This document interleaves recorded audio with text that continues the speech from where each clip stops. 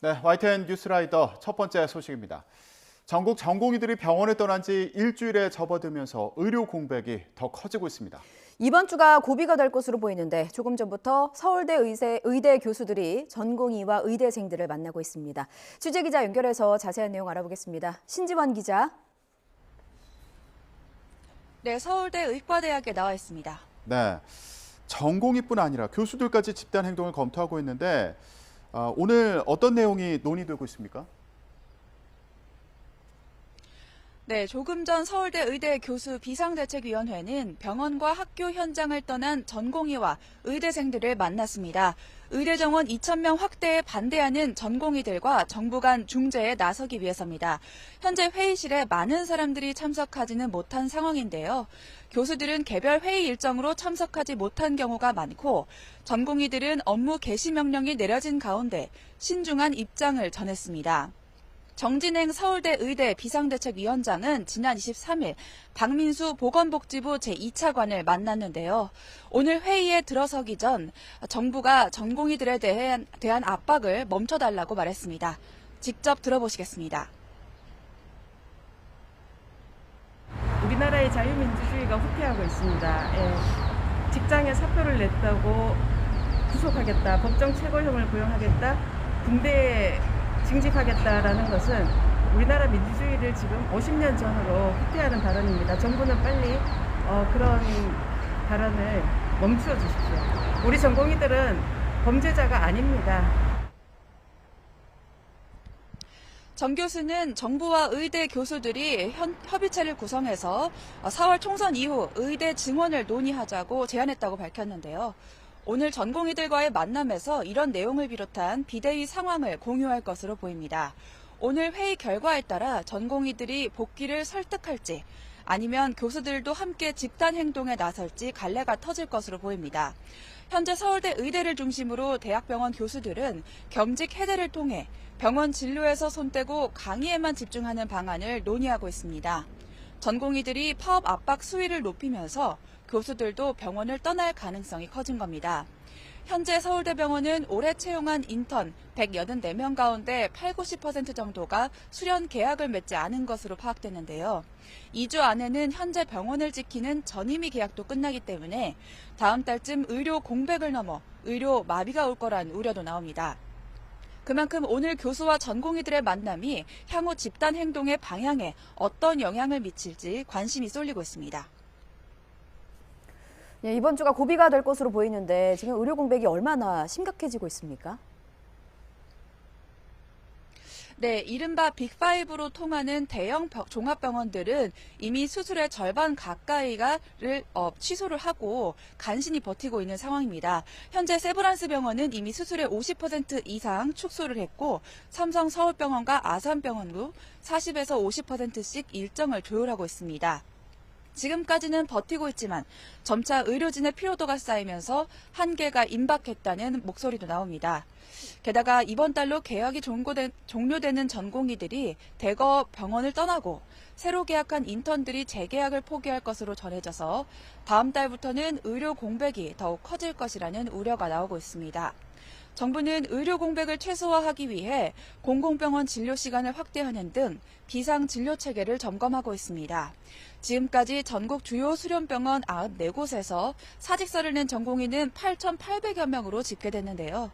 이 가운데 7,500여 명이 근무지를 이탈한 것으로 파악되고 있습니다. 법무부는 전공의 사직 등에 대한 법률 자문을 위해 복지부에 검사를 파견했습니다. 교육부도 다음 달 4일까지 대학별 의대 정원 신청을 접수하는 등 본격적인 증원 절차에 착수했습니다. 의대 증원 규모에 대해 정부가 기존 입장을 고수하고 있는 가운데 대한의사협회는 어제 회의에서 정부가 의대 증원을 먼저 철회해야 대화에 나서겠다는 입장을 밝혔는데요. 의사협회와 의대 교수, 전공의들의 입장이 조금씩 달라서 대화의 접점을 찾기 쉽지 않은 상황에서 이번 주가 의료 공백의 고비가 될 것으로 보입니다. 지금까지 서울대 의과대학 앞에서 YTN 신지원입니다.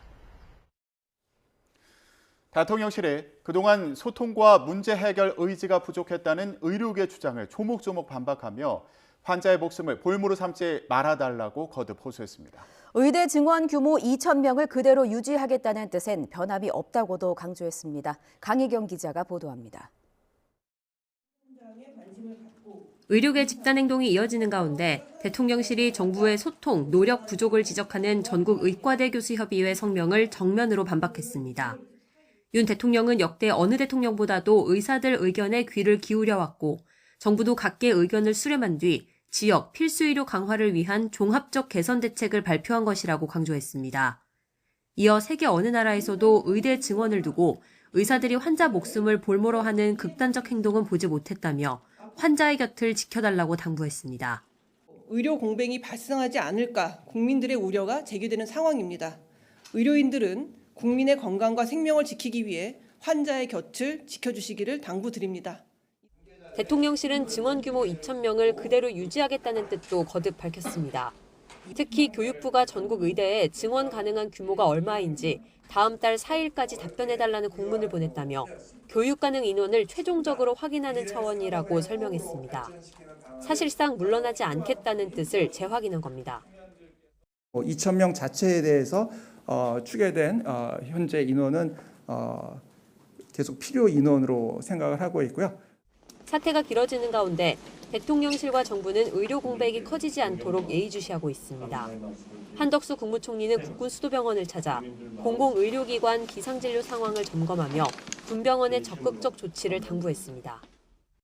계속되는 의료 공백으로 어려운 상황이지만 군 병원을 비롯한 공공의료기관이 많은 역할을 해주고 계셔서 국민들께 큰 위안이 되고 있습니다.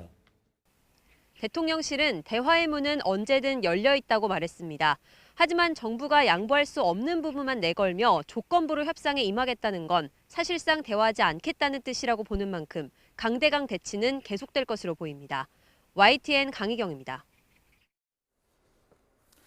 의대 증원에 반발한 전공의들이 단체로 병원을 떠나면서 병원에 남은 간호사들이 의료 공백의 빈자리를 채우고 있습니다. 그런데 의사 업무까지 떠맡을 경우 엄연한 불법이라서 형사처벌로 이어질 수 있다는 우려가 나옵니다. 김다현 기자입니다. 전공의들 집단 반발로 인한 의료 공백을 채우는 간호사들은 요즘 부담이 이만저만이 아닙니다. 특히 상처 봉합이나 약물 처방처럼 의사만 할 수 있는 업무까지 강요받고 있다는 목소리가 커지고 있습니다. 내 간호사의 업무 그리고 이 그레이존 업무도 해결되지 않은 상황에서 이 모든 업무를 수행하는 간호사의 업무 가중은 이루 말할 수가 없는 겁니다. 진료 보조 역할인 간호사가 의사 고유의 업무를 수행하는 건 엄연한 의료법 위반으로 적발되면 처벌받을 수 있습니다. 지난 2010년 대법원은 척수 마취 시술을 한 간호사에게 징역 6개월에 집행유예 1년을 선고한 원심이 정당하다고 판단했습니다. 마취액을 직접 주사하는 건 고도의 전문적 지식과 경험이 필요하다며 마취 전문 간호사라고 해도 직접 해서는 안 된다는 겁니다. 특히 재판부는 간호사가 의사의 지시나 위임을 받았더라도 무면허 의료 행위가 용납될 수는 없다고 밝혔습니다. 환자에게 체외 충격파 치료를 한 간호사와 이를 지시한 의사가 벌금형을 확정받은 사례도 있습니다. 재판부는 경우에 따라 의사가 직접 입회하지 않고 지도 감독할 수도 있겠지만 간호사는 어디까지나 보조자일 뿐이라고 선을 그었습니다.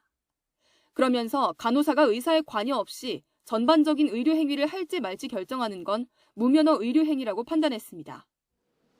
간호사들에게 투석을 지시한 원무부장 등이 징역형을 선고받은 사례도 있는데 재판부는 매번 유사한 과정으로 이루어지는 의료 행위라도 위험성 등을 따졌을 때 무면허 의료 행위에 해당한다고 인정했습니다. 이 같은 판례에도 불구하고 의료 공백 사태로 법을 어길 수밖에 없는 사례가 잇따르자 대한간호협회가 대책 마련을 촉구하고 나섰습니다. 국민의 생명과 환자 안전을 위해 끝까지 의료 현장을 지키겠다는 간호사들을 더 이상 불법으로 의료 현장으로 내모는 일은 선진국 대한민국에서는 사라져야 합니다. 의료 공백 사태가 장기화하는 가운데 의료 현장을 지키는 간호사들이 법적 처벌로 이어질 수 있는 불법 의료 행위에 내몰리면서 또 다른 논란으로 확산하고 있습니다. YTN 김다현입니다. 네, 월요일 아침 출근길 꽤 쌀쌀합니다. 오늘 든든히 입으셔야 될 것 같아요. 그렇습니다. 예. 특히 그동안 눈이 많이 내린 동해안에는 내일까지 최고 7cm 눈이 더 내린다고 합니다. 네, 자세한 날씨는 기상캐스터 연결해서 알아봅니다. 신미림 캐스터. 네, 신미림 캐스터.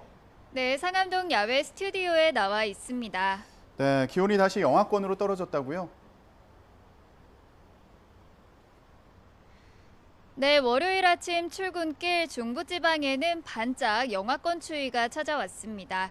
현재 서울 기온은 영하 1.2도로 어제 같은 시각보다 조금 더 낮은 상태이고요. 찬바람 때문에 체감 온도는 영하 4도 선까지 떨어져 있습니다. 하지만 한낮에는 서울 기온이 9도까지 오르는 등 예년 기온을 다소 웃돌겠는데요. 일교차가 10도 안팎으로 크게 벌어지고 있는 만큼 옷차림에는 각별히 주의하셔야겠습니다. 오늘 서울 등 내륙 지방을 중심으로는 구름만 간간히 지나겠습니다. 다만 중부 내륙을 중심으로는 오전까지 안개가 짙게 끼겠는데요. 출근길 교통안전에 주의하셔야겠습니다. 한편 동풍의 영향을 받는 동해안 지역에는 오늘도 눈구름이 발달하겠습니다. 내일까지 강원 산간에 최고 7cm, 강원 동해안에도 최고 5cm의 눈이 더 내리겠는데요. 추가 피해 없도록 대비하셔야겠습니다. 오늘 아침 중부지방은 영하권 추위를 보이고 있습니다. 현재 서울 기온은 영하 1.2도, 춘천은 영하 2.8도로 출발하고 있습니다. 낮 기온은 서울이 9도, 대구 11도까지 오르는 등 일교차가 크게 벌어지겠습니다. 다가오는 목요일에는 전국에 비나 눈이 내리겠고요. 비가 그친 뒤 3월 시작부터는 꽃샘 추위가 찾아올 전망입니다. 또 오늘 서쪽 지방을 중심으로는 오전과 밤 한때 공기가 탁해질 수 있겠습니다. 호흡기 약하신 분들은 미세먼지용 마스크도 챙기셔야겠습니다. 지금까지 YTN 신미림입니다. 어제 저녁 8시 10분쯤 강원도 춘천시 소양로 일가에 있는 1층짜리 단독주택에서 불이 났습니다. 다친 사람은 없었지만 주택 69제곱미터가 불에 탔습니다. 10여 분 만에 불을 끈 소방은 화재 원인과 피해 규모 등을 조사하고 있습니다. 오늘 새벽 1시 반쯤에는 강원도 횡성군 입성리에 있는 아파트에서 불이 났습니다. 주민 200여 명이 대피했고요. 아파트 내부 56제곱미터가 타면서 2천만 원 피해가 났습니다. 소방은 담배꽁초 때문에 불이 시작된 것으로 보고 자세한 화재 원인을 조사하고 있습니다. 정부가 오늘부터 앞으로 금리 인상 가능성까지 반영해서 대출 한도를 줄이는 스트레스 DSR 제도를 시행합니다. 앞으로 은행에서 주택담보대출을 받을 때 대출 한도가 큰 폭으로 줄어들 전망입니다. 윤혜리 기자의 보도입니다. 은행에서 받을 수 있는 주택담보대출 한도가 줄어듭니다. 지금까지는 갚아야 할 원리금이 연소득의 40%를 넘지 않도록 총부채 원리금 상환 비율 DSR을 조정해왔습니다. 이제부턴 실제 금리에 일정 수준의 가상금리까지 더한 스트레스 DSR이 적용됩니다. 앞으로 금리가 오를 경우 갚아야 할 원리금이 늘어날 상황까지 고려해 차주의 상환 능력을 더 깐깐하게 따지겠다는 의미입니다. DSR 원칙을 저희가 적용을 한다면은 갚을 수 있는 만큼 결국 빌린 거기 때문에 천천히 이제 그 GDP 대비 비율을 줄이겠다는 얘기고요. 두 번째는 이제 DSR 부분을 좀 더 강화를 하겠다. 연봉이 5천만 원인 직장인이 40년 만기로 주택담보대출을 받을 경우 기존에는 변동금리 5%로 최대 3억 4,500만 원을 빌릴 수 있었습니다. 하지만 스트레스 DSR이 적용되면 가상금리 0.38%를 더해 대출 한도는 3억 2,800만 원으로 줄어듭니다. 스트레스 금리는 과거 5년 동안 가장 높았던 수준의 가계대출 금리에서 현재 금리를 뺀 차이로 계산하되 하한선을 1.5%, 상한선을 3%로 설정했습니다. 다만 급격하게 대출 한도가 줄어드는 것을 막기 위해 올해 상반기까지는 스트레스 금리의 25%만 적용하기로 했습니다. 하반기에는 50%, 내년부터는 100%가 적용됩니다. 적용 범위도 점차 늘리기로 했습니다.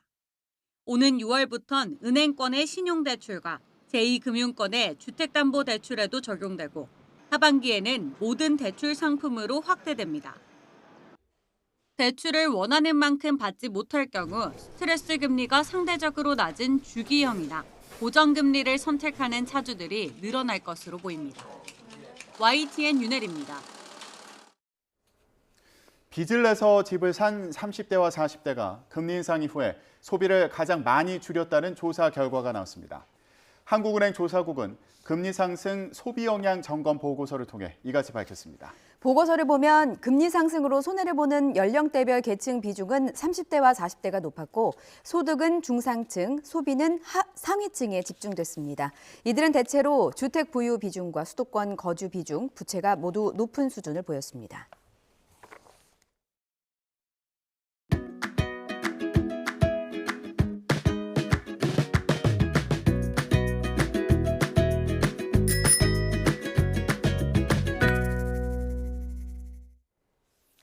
공천심사 반환점을 둔 국민의힘이 첫 경선 결과를 발표했습니다. 최대 35% 감산 페널티에도 불구하고 지역구 현역이 모두 승리하면서 현역 물갈이 폭이 적을 수 있다는 분석이 나오고 있습니다. 임성재 기자가 전해드립니다. 지난 23일부터 이틀 동안 1차 경선을 치른 국민의힘이 지역구 19곳의 결과를 발표했습니다. 전반적으로 지역구 현역 의원들의 강세가 확인됐습니다. 먼저 5선 정우택 국회부의장과 3선 이종배 의원, 박덕흠 의원이 본선행 티켓을 거머쥐었습니다. 현역 평가 하위자 동일 지역구 3선 이상 여부에 따라 최대 35% 이상 감산이 이뤄질 수 있지만 모두 승리를 따낸 겁니다. 충북 제천 단양에선 엄태영 의원이, 충남 보령 서천에선 장동혁 사무총장이 상대 후보를 꺾었습니다. 현역 교체 폭이 생각보다 적을 것이라는 분석이 나오면서 일각에선 감동 없는 공천이란 지적도 제기되고 있지만 공관위는 오직 총선 승리만을 고려했다고 답했습니다. 35% 감산을 받은 분들도 있습니다. 그런데 그 숫자나 어느 지역인지를 밝히는 것은 적절치 않고 우리 후보자가 본선에서 최상의 경쟁력을 갖는 것이 맞다고 생각하기 때문에 3자 경선으로 관심을 모았던 서울 양천갑은 결선 투표를 치르게 됐습니다. 과반 이상 득표자가 없어 조수진 의원과 구자룡 비대위원이 재투표를 하게 된 겁니다. 전현직 의원의 경선 맞대결이 성사된 경기 여주 양평에선 김선교 전 의원이 이태규 의원을 누르며 비례대표 현역 탈락자가 나왔습니다. 홍문표 의원의 경선 포기로 단수 추천된 강승규 전 시민사회수석과 신재경 전 선임행정관을 제외하고 용산 대통령실 출신들은 대거 고배를 마셨습니다. 처음으로 경선 투표 결과 집계 과정 전체를 모든 후보자에게 공개한 공관위는 국민의힘의 공천 DNA는 공정이 기반이라며 내홍을 겪고 있는 민주당을 겨냥하기도 했습니다. 민주당 공천 DNA는 오직 명심에 기반을 두고 있는 것 같아 국민의 한 사람으로서 안타까움을 금할 수 없습니다. 우리 공관위는 앞으로도 시스템 공천에 어울리고 오늘부터 이틀 동안은 모두 25개 지역구를 대상으로 2차 경선을 진행하고 오는 28일 결과를 발표합니다. YTN 임성재입니다. 더불어민주당이 친명 핵심 정청래 최고위원을 비롯해서 서영교, 김영진 의원 등 다수의 친명계 인사들을 단수 공천했습니다. 반면 비명계 의원 4명에 대해서는 경선을 치르기로 해서 공천 과정을 둘러싼 반발은 쉽게 가라앉지 않을 것으로 보입니다. 김대겸 기자가 전해드립니다. 공천 파열음이 일고 있는 민주당이 또다시 친명계의 단수 공천을 결정했습니다. 서울 마포울에 출사표를 던진 친명 핵심 정청래 최고위원을 비롯해 서울 중랑갑에는 서영교 최고위원이, 경기 화성병에선 권칠승 수석대변인 등 이른바 친명 지도부가 각각 공천장을 따냈습니다. 이들 3명 의원을 포함해 현역 의원 17명이 자신의 지역구에서 단수 후보로 결정됐습니다.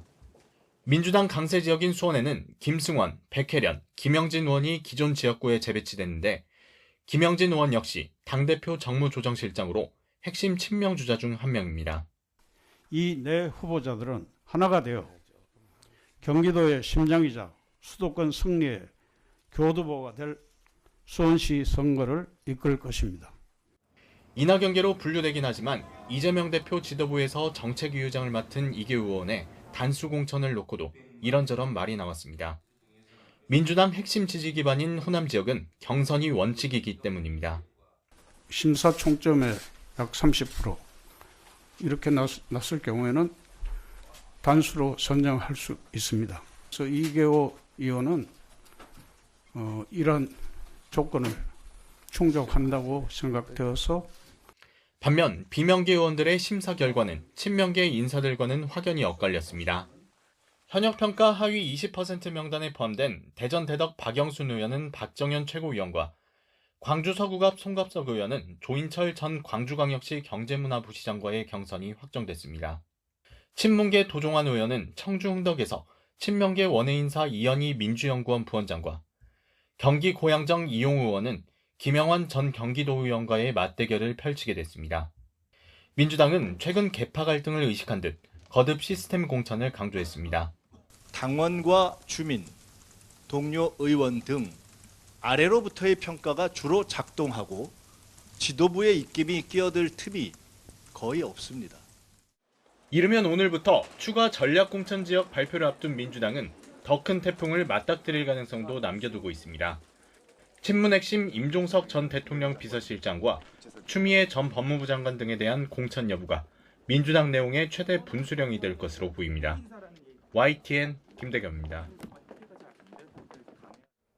정부가 한국 증시 저평가 현상을 해소하기 위한 기업 가치 상승 정책을 오늘 발표합니다. 공식 발표를 앞두고 지금 서울 세종로 정부 서울청사에서는 최상목 부총리 겸 기획재정부 장관 주재로 비상경제장관 회의가 열리고 있습니다. 어떤 내용이 담기는지 또 교통과 금융 분야 민생 토론의 후속 조치는 무엇인지 최상목 부총리 모두 발언 들어보시겠습니다. 네, 비상경제장관회의를 시작하겠습니다. 최근 우리 경제는 지표상의 양호한 흐름에도 불구하고 국민과 기업이 체감하는 경기는 여전히 어렵습니다. 이러한 상황에서 최근 의료 공백 우려가 확대되면서 국민의 생명과 안전에 큰 위험이 되는 등 민생의 어려움이 가중되고 있습니다. 정부는 국민의 생명과 건강을 한치의 소홀함 없이 지킬 수 있도록 범정부 역량을 결집해 총력 대응하겠습니다. 특히 예비비 등 가용 재원을 총동원하여 대체 의료 인력 투입, 공공의료기관 휴일, 야간 진료 등을 통해 비상 진료 체계가 빈틈없이 운영되도록 하겠습니다. 각 부처는 긴장의 끈을 늦추지 않고 의료 현장의 조속한 정상화에 만전을 기하면서 민생 경제 회복에 총력을 기울여 나가겠습니다. 먼저 지난번 개최된 교통 분야와 민생, 상생금융 분야 민생 토론회의 후속 조치 이행에도 박차를 가하겠습니다. 교통 분야는 수도권 광역급행 철도망과 지역 광역철도망 구축을 조속히 추진하고 신도시의 광역교통 개선을 위한 수도권 동서남북 권역별 맞춤형 교통대책도 상반기 중 마련하겠습니다. 금융 분야는 자영업자, 소상공인의 금리부담 경감과 취약계층의 재기 지원을 신속히 추진하겠습니다.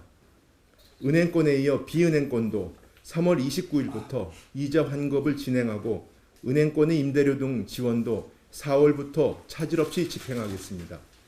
취약계층의 신속한 신용회복을 지원하기 위한 연체 이력 정보의 공유, 활용 제한 조치도 3월 12일부터 시행하겠습니다. 정부는 우리 증시의 저평가를 해소하고 자본시장을 한 단계 더 발전시키기 위해 주주가치 제고, 공정한 시장 질서 확립, 수요 기반 확충의 세 가지 축으로 정책 대응을 강화해 나가겠습니다. 특히 기업이 자발적인 기업가치 제고 노력을 위해 통해 주주와 함께 성장하는 기업 밸류업 지원 방안을 추진하겠습니다. 기업 부담은 최소화하면서 자발적인 참여가 확산될 수 있도록 가이드라인을 제공하겠습니다. 우수기업에 대해서는 모범 납세자 선정 우대 등 세정 지원, 밸류업 지수 편입 우대 등 인센티브를 부여하고 기업 가치 제고와 주주 환원 확대에 대한 다양한 세제 지원 방안을 마련하겠습니다. 연기금 기관 투자자들이 기업 가치 제고 노력을 투자 판단 시 적극 활용할 수 있도록 스튜어드십 코드에도 반영하겠습니다.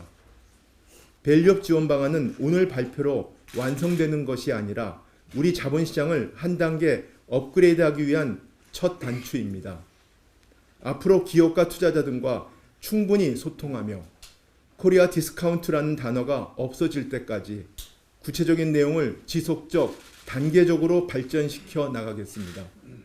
상반기 중 이른 시일 내에 추가 세미나 등을 통해 밸류 가이드라인을 확정하고 세제 지원 방안은 준비되는 것부터 발표할 계획입니다. 윤석열 정부는 임기 내내 우리 자본시장 선진화를 중점 과제로 삼아 상법 개정 추진과 함께 추가적인 방안도 다각도로 강구하겠습니다.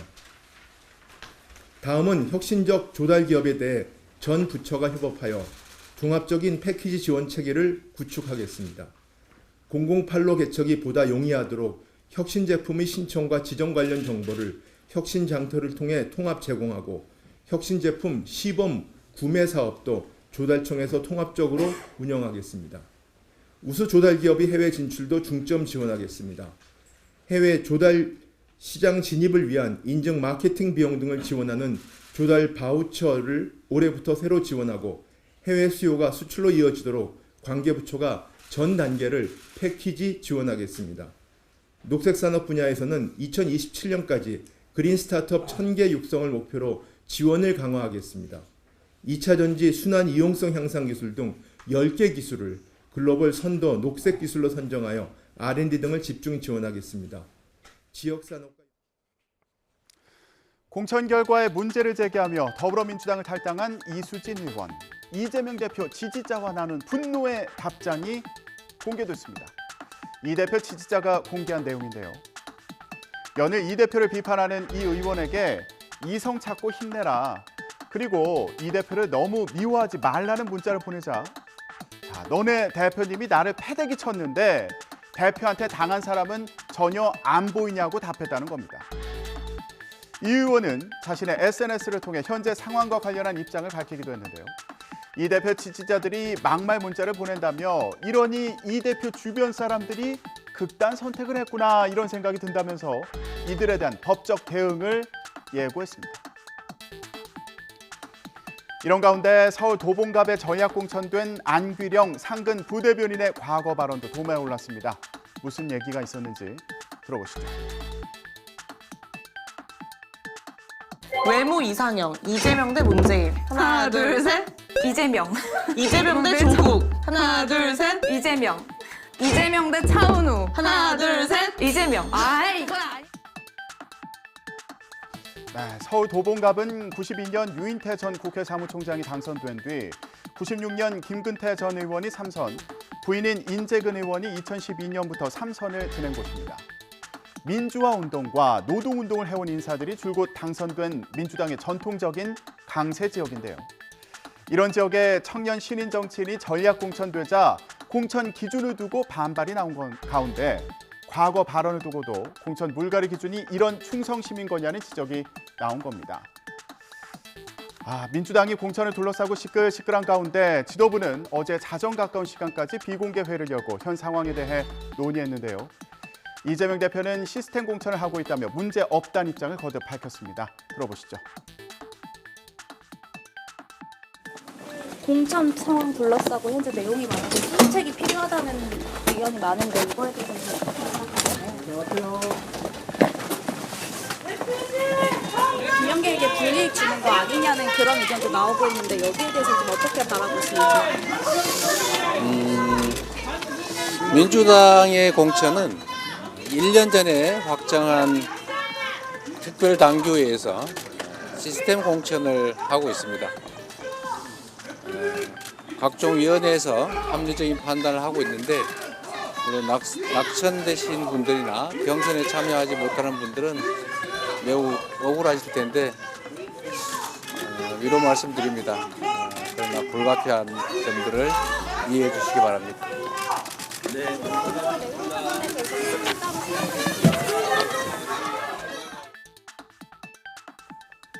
이런 가운데 국민의힘은 연일 민주당의 공천 논란을 부각했는데요. 시스템 공천을 하는 건 국민의힘이고 민주당은 이재명 대표 사천을 한다는 겁니다. 민주당의 눈에 국민은 없습니까? 오직 이번 총선을 통해서 이 대표의 방패막이를 더 단단하게 할 요량입니까? 국민께서는 국민의힘의 시스템 공천과 민주당의 이재명표 사천의 차이를 엄정히 가려낼 것입니다. 이런 가운데 한동훈 비대위원장은 예상 의석수를 과장되게 말하는 등 근거 없는 전망을 삼가달라고 당내 경고 메시지를 날렸습니다. 일부에서 국민의힘 예상 의석수를 150에서 160석으로 전망하자 자제를 촉구한 건데요. 한 위원장은 줄곧 낮은 자세를 강조해왔죠. 한 위원장의 이전 발언을 들어보시죠. 여러 가지 우리 국민의힘에 대해서 좋은 결과가 있는 것 같이 보이는 면들이 있죠. 저는 달라진 게 하나도 없다고 생각합니다. 우리가 아직도 어렵고 우리가 아직도 쫓는 입장입니다. 지금부터 더 열심히 잘하자는 말씀을 드립니다. 오늘부터 국민의힘은 이틀 동안 강세 지역인 영남권 등 25개 지역구에서 총선 후보자 선출을 위한 2차 경선을 치릅니다. 민주당은 이르면 오늘 추가 전략공천 대상자를 발표할 것으로 보이는데요. 임종석 전 대통령 비서실장이 출마 의사를 고수하는 서울 중성동갑 지역의 공천 결과가 주목됩니다. 지금까지 전국 브리핑이었습니다.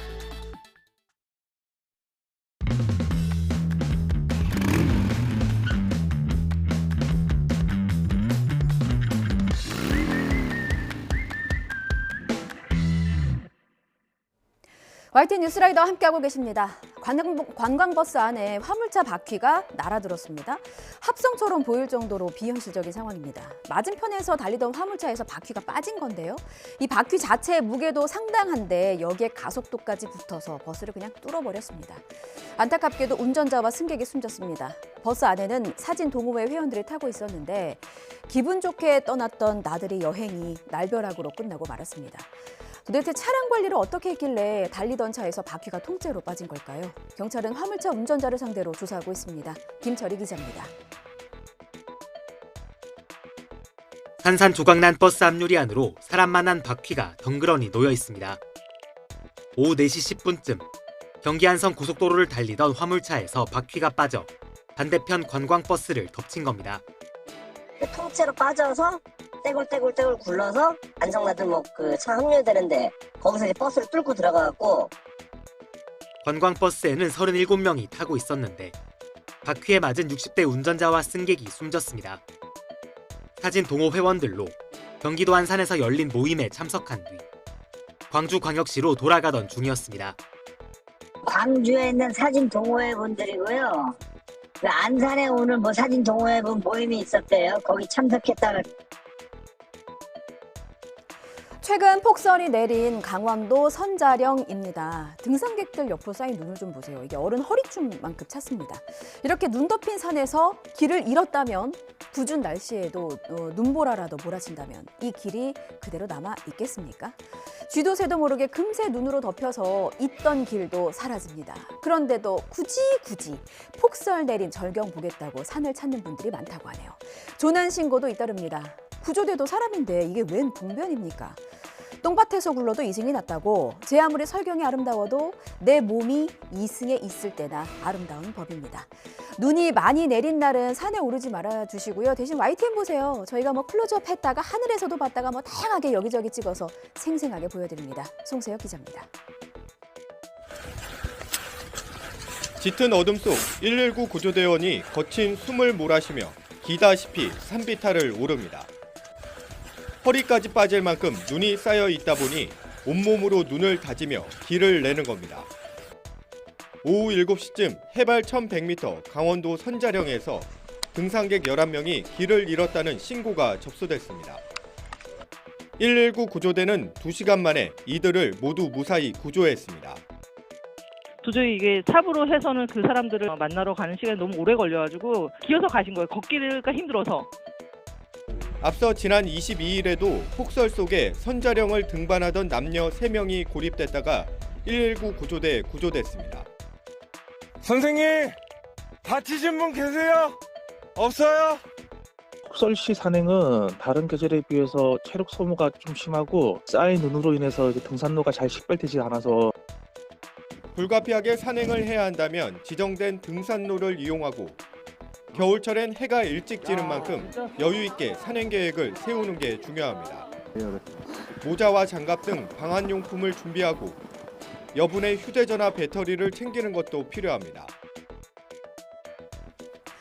지난해 5월 길을 걷던 10대 여학생 2명이 차에 치여서 숨지는 사고가 있었습니다. 운전자는 70대로 당시 시속 120km로 달려와서 학생들이 길을 걷던 인도로 돌진했었습니다. 화면 보면서 설명드리겠습니다. 지난해 5월 충북 음성군 감곡면의 한 사거리입니다. 신호를 뚫고 빠르게 달리던 차량은 인도를 덮치고 나서야 멈춰섰습니다. 부지불식간에 일어난 사고로 여중생과 여고생이 숨졌습니다. 당시 사고 차량을 운전했던 78살 A씨는 시속 120km의 속력으로 신호를 위반해서 돌진한 것으로 확인됐는데요. 경찰 조사에서 사고 자체가 기억나지 않는다고 진술하기도 했습니다. 변호인 측은 재판 과정에서 급발진 가능성을 주장했지만 1심 재판부는 인정하지 않았습니다. 가해 차량의 제동 장치가 해당 도로에 진입하기 직전에 정상적으로 작동한 점, 브레이크 등이 점등되지 않은 점 등을 미뤄보면 차량 결함이 있었다고 보기 어렵다고 판단한 것입니다. 1심 재판부는 남북한 운전으로 어린 피해자들이 사망하는 중대한 결과가 발생했다며 금고 4년형을 선고했고요.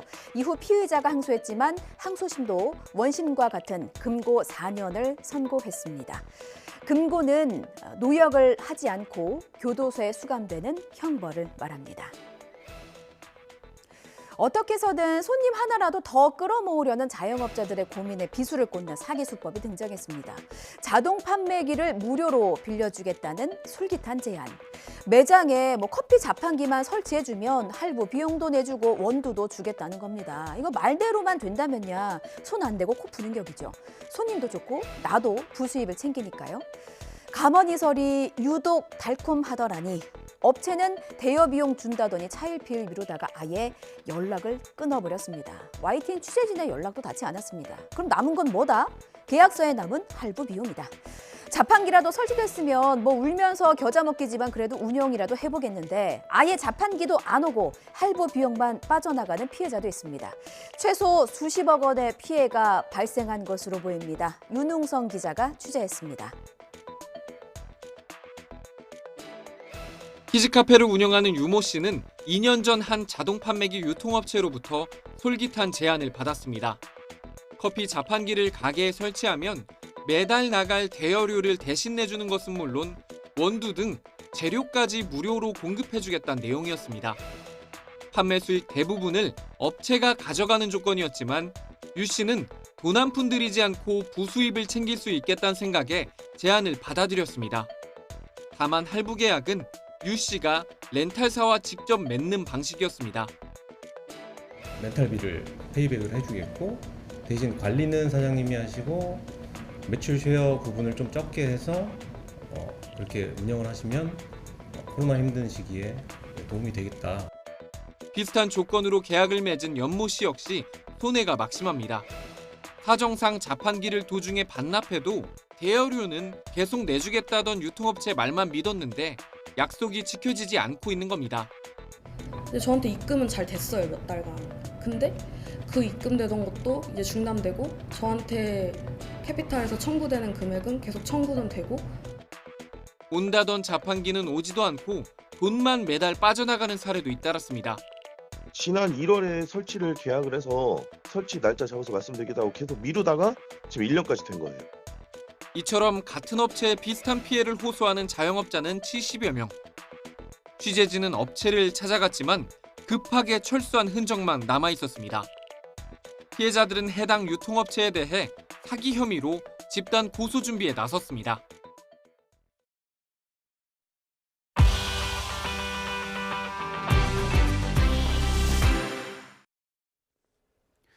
미국 대선 경선에서 트럼프 전 대통령이 경쟁자인 헤일리 전 유엔 대사의 고향에서도 압승을 거두면서 본선 행에 쐐기를 박았습니다. 사법 리스크와 잇따른 막말 논란에도 공화당의 표심은 흔들리지 않고 있습니다. 워싱턴에서 권중기 특파원이 전해드립니다. 니키 헤일리가 2번이나 주지사를 지낸 사우스캐롤라이나에서도 트럼프는 20%포인트 차이로 압승을 거뒀습니다. 본선 행에 쐐기를 박은 트럼프는 더 이상의 경쟁이 무의미하다는 듯 헤일리를 언급조차 하지 않았습니다.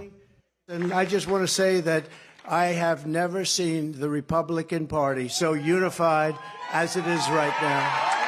Never been like this. 미국 언론은 트럼프의 사법 리스크가 대선 가도에 거의 영향을 미치지 못하는 데 주목했습니다. 최근 트럼프가 5천억 원 벌금형을 선고받고 첫 형사재판 개시일이 잡히는 등 사법 리스크가 구체화하고 있지만 공화당 표심은 흔들리지 않고 있는 겁니다. The mugshot, we've all seen the mugshot. And you know who embraced it more than anybody else? The black population. It's incredible. 나토 동맹을 보호하지 않겠다는 발언과 파병 군인인 헤일리 남편을 조롱하는 말도 변수가 되지 못했습니다. 군부대가 많아 군인 비율이 높은 사우스캐롤라이나에서 군인 출신 70%가 트럼프를 찍은 것으로 나타났습니다. 하지만 본선 승부에 향방을 가를 중도층의 트럼프 거부감도 확인되고 있습니다. 이번 출구조사에서 트럼프가 후보가 되면 본선에서 투표하지 않겠다는 응답이 20%에 이르렀습니다. 경선 중도 포기를 거부하고 있는 헤일리도 트럼프의 본선 경쟁력을 집중적으로 공략하고 있습니다. I know 40% is not 50%. But I also know 40% is not some tiny group. 선거자금 모금에서도 트럼프가 바이든의 절반 수준에 머물러 기부금이 소송 비용으로 쓰일 것을 우려하는 유권자가 적지 않은 것으로 분석됐습니다. 워싱턴에서 YTN 권준규입니다. 국립외교원 미주연구부 민정훈 교수와 함께 미 대선 자세하게 짚어보겠습니다. 교수님 어서 오십시오. 예, 조금 전에 권준기 기자의 리포트로 나갔는데 트럼프 전 대통령이 공화당 사우스캐롤라이나 경선에서도 압승을 했습니다. 그러니까 투표 마감하고 5분 지나서 바로 승리를 선언해 버리더라고요. 혹시 예상하셨습니까? 이런 결과? 예, 예상을 하고 있었습니다. 예. 아무래도 그 이전의 여론조사 결과를 보면 예. 한 35% 정도 차이로 트럼프 대통령이 이길 거라고 나와 있었기 때문에 예. 관건은 트럼프 대통령이 이기느냐 지느냐 이 문제가 아니었고요. 예. 얼마나 큰 득표차로 이기느냐 이런 부분이었어요. 왜냐하면 헤일리 전 유엔 대사가 계속 공화당 당 내외의 압박에도 불구하고 사퇴를 안 하고 있기 때문에 예. 이번에 헤일리 그 후보의 정식 고향이라고 할 수 있는 사우스캐롤라이나에서 만약에 예상보다 더 큰 득표차로 패배를 하게 된다면 이제 그 헤일리 후보가 더 이상 버틸 여력이 없어지는 것이거든요. 예. 그렇기 때문에 트럼프 전 대통령 입장에서는 이번에서 정말로 여론조사를 뛰어넘는 40%에 육박하는 그 득표차로 승리하는 게 필요했는데 예. 예상을 뒤엎고 승리를 했습니다만 한 20% 정도 차이로 예. 승리를 거뒀단 말이에요. 그걸 보고서 미국 주요 언론에서는 트럼프가 예상대로 승리를 거뒀지만 생각보다는 득표율이 예상에 미치지 못했다. 그래서 생각보다 저조했다. 그렇기 때문에 헤일리 후보가 계속 그 레이스를 이어나갈 동력을 확보할 수 있었다. 그렇기 때문에 조금 전에 그 보도에 나온 것처럼 헤일리 대사가 이제 그 패배한 다음에 지지자들에게 대해서 연설을 하는데 굉장히 해맑은 모습으로 연설하고 슈퍼화일까지는 경선을 지속하겠다 이런 모습을 보여줬거든요. 네. 그러한 맥락이 있다 말씀드릴 수 있겠습니다. 예, 사실 이렇게 헤일리 전 대사가 졌는데 이렇게 해맑을 일인가 싶긴 했는데 그런 배경이 좀 깔려 있었다는 설명을 해주셨습니다.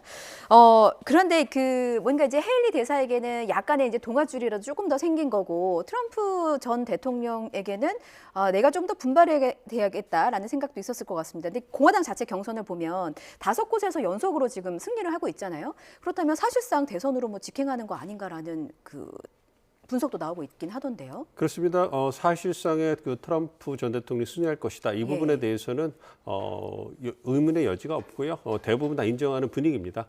문제는 언제 트럼프 대통령이 사실상으로 독바적 홀로 남아가지고 이제 대통령이 사실상의 당선인이 돼서 공화당이 지원을 받으면서 바이든 대통령과의 본선을 준비할 수 있냐 이 부분이거든요. 그래서 트럼프 전 대통령 입장에서는 헤일리 후보가 빨리 사퇴해줬으면 좋겠는데 그런 부분에서 본다면 이번 사우스캐롤라이나에서 득표차가 20% 정도 된 거는 좀 아쉬운 부분이 있는 것이죠. 그렇기 때문에 그 트럼프 전 대통령이 아쉬움을 좀 이렇게 뒤로 하고서 철저히 헤일리 그 후보를 갖다 무시하는 전략을 쓰면서 이제 포인트는 바이든과의 본선이다. 그래서 바이든을 해고시킬 것이다. 뭐 이런 주장을 하면서 이제는 그 경선이 중요한 것이 아니라 본선. 그렇기 때문에 공화당 내에서도 자신을 중심으로 해서 공화당이 똘똘 뭉쳐야 되고 더 이상의 분열은 있을 수 없다. 그렇게 하면서 이제 헤일리를 자꾸 이제 그 벼랑 끝으로 붙이는 겁니다. 예. 그런 전략을 쓰고 있으면서 계속 자신과 트럼프 간의 어떤 양자 대결에 초점을 맞추면서 분위기를 본선을 끌고 가는 그런 전략을 쓰고 있는 상황입니다. 그래서 트럼프 전 대통령이 그 헤일리 이름조차 언급하지 않았던 거군요. 철저하게 그렇죠. 무시 전략으로 일관하고 있다. 근데 트럼프 스스로도 그 예상했던 것보다 자신이 더 큰 승리를 거뒀다 이렇게 평가를 했더라고요. 근데 트럼프 전 대통령에게는 여러 가지 변수가 있지 않았습니까? 막말 변수도 있었고 사법 리스크도 있고 아직까지 해결하지 못한 그런 리스크들이 있는데 표심은 흔들리지 않는 것 같아요. 어떤 배경이 있을까요? 두 가지 측면으로 볼 수 있을 것 같아요. 첫 번째는 이 경선에서 후보자를 선택하는 유권자의 표심을 좀 보셔야 되는데 네. 본선 같은 경우에는 대통령 본선 같은 경우에는 정당 일체감이라는 게 굉장히 크게 작동을 합니다. 그리고 이제 후보자 그다음에 이슈 같은 이런 부분들이 복합적으로 작용을 하는데요. 경선은 잘 아시는 것처럼 당내에서 대통령 후보를 뽑는 것이기 때문에 정당 일체감이 작동을 할 수가 없습니다. 그렇기 때문에 그 이외의 부분들이죠. 그 후보의 역량이라든지 이제 또 이제 특별하게 고려되는 부분이 뭐냐면 예. 경선 승리 가능성 그리고 본선 승리 가능성, viability, electability라고 하는 이런 부분이 있거든요. 예. 그러니까 그런 부분을 본다면 경선의 승리할 가능성이 누가 높을까 생각해 본다면 트럼프 전 대통령이 압도적이죠. 이런 부분을 유권자들이 고려를 하는 것이고 또한 본선에서 그러면 누가 이길 것이냐를 고려할 때 물론 헤일리 그 대사가 중도 확장성이 있기 때문에 그런 부분에서 좀 높게 평가를 받고 있습니다만 네. 대체로 볼 때 유권자들이 볼 때 경선 승리 가능성이 높은 후보에 대해서 본선 승리 가능성, 일렉터빌리티도 높다고 평가를 하거든요. 그런 측면을 고려 본다면 어떤 그 경선이나 본선 승리 가능성이 트럼프 대통령이 압도적으로 높기 때문에 이러한 부분에서 비록 사우스캐롤라이나가 헤일리 대사의 정치적 고향임에도 불구하고 트럼프 전 대통령에게 표가 몰렸다 이렇게 볼 수 있고요. 예. 두 번째는 트럼프 전 대통령에 대한 평가. 그러니까 어떤 그 threshold라고 하죠. 아, 이분은 어느 정도까지는 우리가 받아들일 수 있을 거야. 이 부분이 굉장히 낮은 거예요. 2010년, 2020년 거치면서 어떤 정치적 말폭파라든지 수사라든지 사법리스를 거치면서 이 부분이 문제이긴 하지만 그럼에도 불구하고 트럼프 대통령이 갖고 있는 장점, 그러니까 워싱턴을 뒤집고 뭔가 새로운 미국을 만들어내겠다는 희망, 그러니까 미국 우선주의에 대해서 유권자들이 호응하고 있기 때문에 이런 부분에서 굉장히 만큼 교차하는 부분이 있는 것이죠. 그래서 한계가 있음에도 불구하고 예. 트럼프 대통령이 갖고 있는 현상을 변경시킬 수 있는 그런 잠재력 때문에 공화당 유권자들이 이제 지지하는 것이다. 그것이 2016년에 비해서 2024년이 됐을 때 공화당 주류가 트럼프를 인정하는 그런 분위기가 됐다 이렇게 말씀드릴 수 있겠습니다. 그렇군요. 유권자들이 이제 트럼프의 막말에 어느 정도 내성이 생겼다고도 볼 수 있는 걸까요? 안타까운 부분입니다. 그렇습니다. 예. 흥미로웠던 부분 하나만 더 짚어보면 트럼프 전 대통령이 그 형사 기소를 당한 일 그리고 이제 그 화제가 됐던 게 머그샷이거든요. 그러니까 트럼프 전 대통령이 굉장히 좀 뭔가 본인도 놀랍다는 느낌으로 얘기를 하면서 흑인 유권자들의 마음을 머그샷으로 사로잡았다라고 얘기를 하더라고요. 어떤 내용입니까? 그러니까 이제 그 동병상련을 느끼게 한다 뭐 이런 부분인 거죠. 예. 그러니까 트럼프 전 대통령이 법리적 측면에서는 이제 그 법률가들을 고용을 해가지고 이제 법원에서 이제 다툼을 하고 있고요. 예. 이건 정치적 측면인 거예요. 정치적 측면에서 자기가 마녀 사냥을 당했고 정치적 기소를 당했기 때문에 나는 트럼프 바이든 행정부 에 의한 어떤 그 정치적인 희생양이다 이 부분을 강조하는데 이 부분에 있어서 희생을 받고 탄압받는다라는 부분을 흑인 유권자들하고 한번 공감대를 형성해보고 싶었던 거예요. 예. 잘 아시는 것처럼 미국 역사를 보면 그 흑인 유권자들이 노예 시절부터 시작해서 남부에서 그 인종차별을 당하면서 굉장히 어려운 시절을 겪었거든요. 그러한 부분에 있어서 핍박받는 부분이 자신감 어떤 그 공감대가 있다 이렇게 주장을 하는데 그 부분에 대해서 얼마나 많은 흑인 유권자들이 공감해줄까 이건 모르겠습니다만. 예. 어쨌든 사우스캐롤라이나가 그 이전에 뉴햄프셔나 아이오와 다르게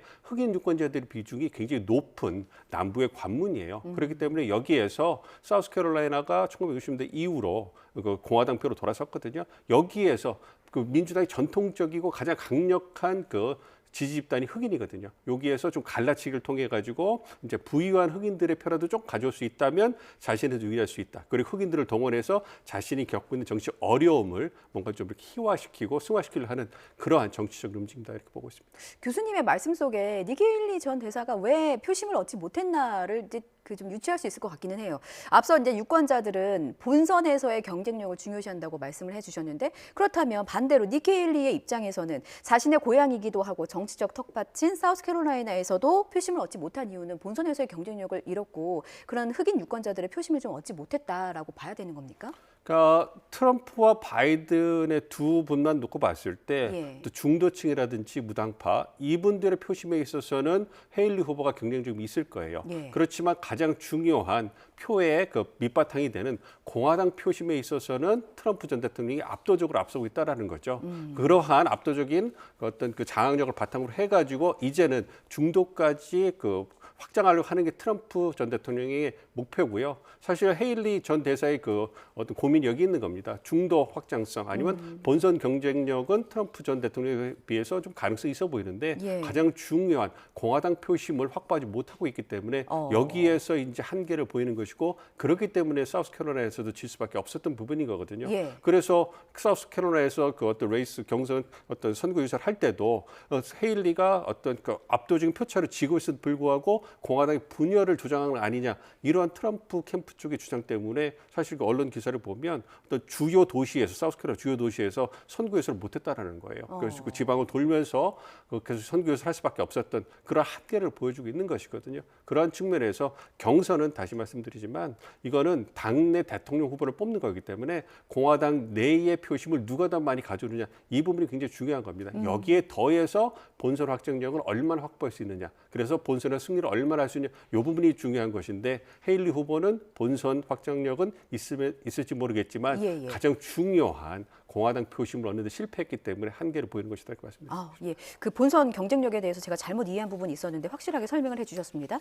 그 헤일리는 슈퍼 화요일 경선까지는 참여하겠다. 일단은 이제 중도 포기하지 않고 버티겠다고 밝히고 있기는 했습니다. 어떤 배경이 있을까요? 아무래도 슈퍼 화요일 정도가 되면 예. 그 공화당 경선의 승자 어느 정도 윤곽이 거의 잡힐 거예요. 왜냐하면 공화당 경선에 승리하기 위해서는 대의원의 과반을 확보해야 되는데 현재 총 과반 그 대의원 수가 2,429명이에요. 예. 그러니까 승리하려면 1,215명을 확보해야 되는데 현재 트럼프도 110명밖에 확보를 못했고 헤일리는 20명 확보했어요. 그리고 이제 그 슈퍼 화요일 날 865명이 이제 확정이 됩니다. 그 얘기를 본다면 3월 5일 슈퍼 화요일 그리고 3월 12일에 조지아 등 4개 주가 경선을 치르는데 3월 12일 정도가 되면 지금 미국 언론의 추세를 보면 3월 12일 정도가 되면 트럼프 전 대통령이 지금 추세로 득표를 한다면 과반을 확보할 가능성이 크다. 그 얘기는 헤일리 후보가 더 이상 경선에 남아있다 원하더라도 사실상 경선이 끝나는 거죠. 그래서 이제 더 그 이후에 어떤 그 경선이 일정이 진행이 되겠지만 이거는 뷰티 콘테스트 어떤 승자를 결정되는 의미가 없이 그냥 절차상으로 가는 거기 때문에 그때가 되면 헤일리 후보가 더 이상 남아있을 이유가 없는 것이죠. 그렇기 때문에 사우스캐롤라이나에 이어서 마지막 배수준이 슈퍼 화요일이 되는 겁니다. 만약 슈퍼 화요일에서 여기에서도 패배하게 된다면 예상이 되고 있습니다만 패배하게 된다면 트럼프 전 대통령이 거의 과반에 가까운 대의원을 확보하게 될 거고요. 그렇게 된다면 헤일리 후보가 더 이상 선거운동을 지속할 동력이 없을 것이기 때문에 제 개인적인 예상으로는 슈퍼 화요일이 끝나면 이제 사퇴를 결정하지 않을까 이렇게 예상을 하고 있습니다. 그렇군요. 그때까지 딱 2주 정도가 남아 있습니다. 그때 동안 상황이 어떻게 좀 바뀌는지 혹은 계속 유지가 되는지 지켜봐야 될 것 같고요. 돈 얘기를 좀 해보겠습니다. 선거도 돈이 있어야 치르잖아요. 근데 사실 트럼프는 돈이 많기로 유명하기는 한데 이게 자금 확보에 비상이 걸렸다고 합니다. 그러니까 그 모금에 있어서 바이든보다 뭐 절반 정도밖에 못 채웠다는 얘기도 있고 왜 지지자들은 지갑을 열지 않는 걸까요? 아무래도 바이든 그 대통령 같은 경우에는 민주당 후보가 바이든 후보로 거의 몰려 있잖아요. 그러니까 민주당 지지하는 그러한 지지층에서는 바이든 후보에게 거의 전폭적으로 이제 그 후원을 해주고 있는데 오늘 저희가 말씀드린 것처럼 공화당 같은 경우에는 트럼프와 헤일리로 나눠져 있잖아요. 그렇죠. 그러니까 트럼프가 공화당 장악력이 굉장히 높긴 하지만 여전히 트럼프의 미국 우선주의에 대해서 좀 반감을 갖고 있는 공화당 지지층이 있고 그리고 사법 리스크에 대해서 여전히 거리를 두고 있는 큰손 그 기부자들이 있거든요. 그런 걸 고려해 본다면 어쨌든 트럼프 전 대통령은 자신을 열렬히 지지한 지지층으로부터 소액 기부부터 해가지고 돈을 받고 있지만 그건 한계가 있을 거 아닙니까? 많은 분들이 이미 지지를 하셨고 그렇다면 중도를 확장해 나가면서 공화당 남은 부분과 중도를 확장해 나가면서 어떤 그 기부를 받아야 되는데 네. 여전히 사법 리스크 때문에 한계가 있는 것이고 헤일리의 존재가 여기 이 부분에서 굉장히 트럼프에게는 아픈 존재가 되는 것이죠. 네. 왜냐하면 공화당 입장에서도 두 후보가 남아있는 상황에서 전폭적으로 트럼프만 도와줄 수 없는 것이고 공화당 지지층 입장에서도 헤일리가 남아있기 때문에 여전히 공화당 주류 입장에서는 트럼프를 견제하면서 헤일리에게 돈을 좀 후원하고 있는 상황이거든요. 예. 그러한 부분이 이제 그 3월 말씀드린 3월 중순까지 지속이 될 거고 이때까지는 여전히 바이든에 비해서 트럼프가 어떤 그 선거 모금에 있어서 밀리는 이런 양상이 나타날 겁니다. 그렇지만 그 이후에는 이제 공화당의 사실상 후보로 트럼프 전 대통령이 예. 확실시 되면 이때는 공화당을 지지하는 분들의 어떤 그 후원이 예. 이제 트럼프 대통령에게 몰리면서 더 다른 양상이 나타날 거다 이렇게 예상하고 있습니다. 그렇군요. 지금 트럼프 대통령 앞에 사법 리스크가 있기 때문에 사실 지지자들 사이에서는 트럼프에게 선거 자금을 이제 기부를 하면 그게 약간 그 소송 비용으로 쓰이지 않을까 이런 부분을 우려하는 게 있을 것 같고 그래서 이제 공화당 내에서도 당 자금이 트럼프 소송비로 쓰이는 걸 막자는 그런 결의안까지 나온 상황입니다. 그러니까 이런 문제까지 다 얽혀 있어서 공화당 내에서의 표심이 어떻게 흐를지는 좀 지켜봐야 될 것 같고요. 저희 11월 미 대선에서 변수 중에 하나로 꼽히는 게 러시아 우크라이나 전쟁입니다. 전쟁 얘기 잠깐 해볼게요. 두 나라 전쟁이 지금 거의 2년 넘게까지 진행이 되고 있는데 일단 우크라이나 젤렌스키 대통령이 자국군의 사망자 수를 처음으로 공식 발표했어요. 3만 1,000명입니다. 근데 여기에는 그 민간인들의 희생자 수는 빠진 거죠. 그렇습니다. 좀 안타까운 상황인데요. 어쨌든 그 러시아의 불법적인 우크라이나 침공 때문에 우크라이나 국민들이 많은 피해를 보고 고통을 겪는 것에 대해서 굉장히 안타까움을 금치 못할 상황입니다. 그리고 그런 상황이 2년 넘게 지속되고 있기 때문에 네. 굉장히 국제사회의 우려가 큰데요. 그럼에도 불구하고 우크라이나 러시아의 어떤 그 국력의 크기라든지 역량의 크기를 고려해 볼 때 전쟁 초기에는 우크라이나가 서방의 지원을 받으면서 선전을 했지만 시간이 지나면서 이제 서서히 물량이라든지 역량에서 차이를 보이는 이 부분의 한계가 드러나면서 우크라이나가 굉장히 많이 밀리고 있는 그런 상황이라고 말씀드릴 수가 있겠습니다. 예. 그리고 특히 유럽은 여전히 우크라이나를 도와주려는 그런 의지가 있음에도 불구하고 가장 최대 지원국인 미국이 국내 정치적으로 우크라이나를 지원하는 데 있어서 굉장히 혼란스러운 모습을 보여주고 있거든요. 예. 특히 이제 공화당 하원을 중심으로 해가지고 우크라이나에 대해서 이렇게 깜깜이식으로 계속 천문학적인 돈을 지원하는 것, 무기를 지원하는 것은 미국의 국익에 결국 부합하는 것이 아니다. 이렇게 하면서 남북 국경 문제와 그 결합을 해가지고 계속 그 예산안을 통과시키는 것을 지연시키고 있거든요. 이러한 측면에서 우크라이나가 무기라든지 탄약 부분에서 굉장히 어려움을 겪으면서 러시아에서 많이 밀리고 있는 상황입니다. 그렇기 때문에 안타까운 상황이 지속되고 있고 예. 이런 상황이 한동안 지속되지 않을까 이렇게 예상하고 있습니다. 그렇군요. 교수님 만약에 트럼프가 실제로 11월 대선에서 당선이 된다면 러시아 우크라이나 전쟁에는 어떤 영향이 미치겠습니까? 아무래도 그 현 상황을 인정하는 상황에서 어떤 그 협상이 이루어질 가능성이 굉장히 큽니다. 트럼프 전 대통령이 유세를 통해서 그리고 자신이 그 보여주는 공약집을 통해 가지고 우크라이나 전쟁은 일어나지 말아야 할 전쟁이었고 자신이 만약 대통령에서 일어나지 않았을 것이다. 네. 왜냐하면 자신이 푸틴과 만나서 협상을 하고 이제 젤렌스키를 만나 협상을 했을 거기 때문에 이거는 잊을 수 없는 전쟁이다. 그리고 바이든 대통령이 잘못하고 있기 때문에 전쟁이 이렇게 확대되고 있는 것이다. 이렇게 비난을 하고 있고요. 예. 그렇기 때문에 자신이 당선되면 당선되자마자 20시간 내에 협상을 시작할 거다. 이렇게 공언을 해버렸습니다. 그리고 그 트럼프 전 대통령의 성향을 보면 2016년 당선된 이후에 보면 아무래도 자신이 말한 거에 대해서 지키려고 하는 그게 굉장히 강하기 때문에 그런 부분을 고려해 본다면 트럼프 전 대통령이 재선이 된다면 우크라이나 전쟁을 종식시키기 위한 협상에 들어갈 것이고 그렇게 된다면 우크라이나 입장에서는 현 상황 한 18%의 영토를 뺏긴 이런 상황을 인정하는 상황에서 협상이 진행될 가능성이 크기 때문에 어떤 이걸 지켜보는 나토 동맹이나 국제사회 우려가 굉장히 큰 상황입니다. 예, 알겠습니다. 우크라이나 러시아 대통령 그 전쟁도 있고 또 이스라엘과 하마스 간의 전쟁도 있는 상황이어서 사실 이제 그 미국 대선에서 누가 당선되느냐에 따라 그 전쟁 판세도 많이 바뀔 것 같습니다. 그런 부분까지 저희가 살짝 예측을 해봤습니다. 여기까지 듣겠습니다. 국립외교원 미주연구부의 민정훈 교수와 함께 여러 말씀 나눠봤습니다. 교수님 말씀 잘 들었습니다.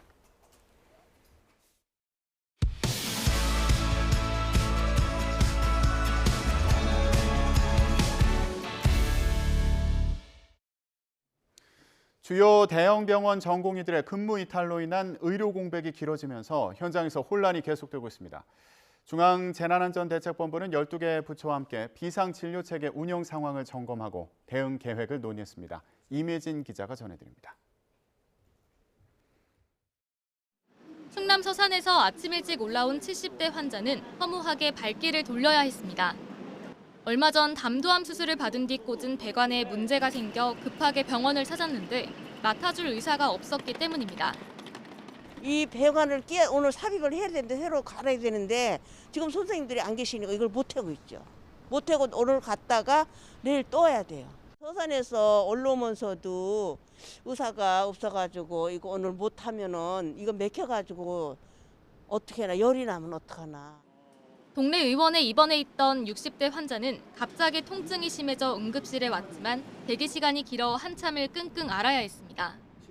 등급별로 바로 수술 들어가야 할 환자는 먼저 하고 그 다음 순서가 ABCD 등급 중에서 제가 B등급 순이거든요. 보통이면 한 30분 정도 소요가 되는데 오늘은 약 2시간 정도 소요가 된 것 같아요. 보건의료 재난 위기 경보가 심각 단계로 격상된 뒤 맞은 첫 휴일. 이른바 빅5 병원 응급실은 몰려드는 환자들로 종일 바쁘게 돌아갔습니다. 전공의 비중이 가장 높은 서울대병원은 26개 병상이 모두 찼고 나머지 4개 병원도 응급실 가용 병상이 줄곧 절반 아래에 머물렀습니다. 사태가 길어지자 정부도 비상진료체계 점검에 나섰습니다. 이상민 행정안전부 장관은 경기도 의료원 2,000병원을 방문해 24시간 응급실 운영 상황과 평일 연장 근무 현황을 점검했습니다. 법무부는 보건복지부에 검사 1명을 파견해 법률 자문을 돕고 전공의 집단 행동으로 피해를 본 국민에게 구제 방법을 안내한다는 계획입니다. 전국 일선 검찰청에서도 검경 협의회를 열어 신속한 사법 처리에 대비하고 있습니다. 전국 의대를 대상으로 증원 가능 인원을 파악하고 있는 교육부는 의과대학 현안 대응을 위한 TF를 구성하기로 했습니다. YTN 임혜진입니다. 네, 의료 공백 상황과 관련해서 정부가 중앙재난안전대책본부 회의를 열어서 대응책을 논의하고 있습니다. 조금 전 있었던 이상민 행안부 장관의 모두 발언을 들어보시겠습니다. 심각한 보건의료 위기 상황에서 병원의 환자 진료 기능 유지를 위해 다양한 대책을 강구하고 있습니다. 그 일환으로 입원 전담 전문의 근무 기준을 탄력적으로 적용한 데 이어서 진료 지원 인력의 시범 사업을 시작합니다. 이를 통해 간호사들이 현장에서 수행하는 업무 범위가 보다 명확히 설정될 수 있을 것으로 기대합니다. 다만 이러한 대책들이 전공의들의 공백을 메우기에는 한계가 있습니다. 병원을 떠난 전공의 여러분, 아픈 환자를 치료하겠다는 여러분들의 꿈이 매일 실현되는 공간은 바로 병원이었습니다. 지금 여러분이 떠난 병원은 그야말로 불안과 걱정이 가득합니다. 여러분이 밤낮으로 피땀 흘려 지키던 현장으로 돌아와 더 나은 의료 환경을 위해 대화하기 바랍니다. 정부는 지금 상황의 엄중함을 직시하고 마지막으로 호소합니다. 29일까지 여러분들이 떠났던 병원으로 돌아온다면 지나간 책임을 일체 묻지 않겠습니다. 여러분들의 목소리는 환자 곁에 있을 때 더욱 크고 효과적으로 전달된다는 사실을 꼭 기억하시기 당부드립니다.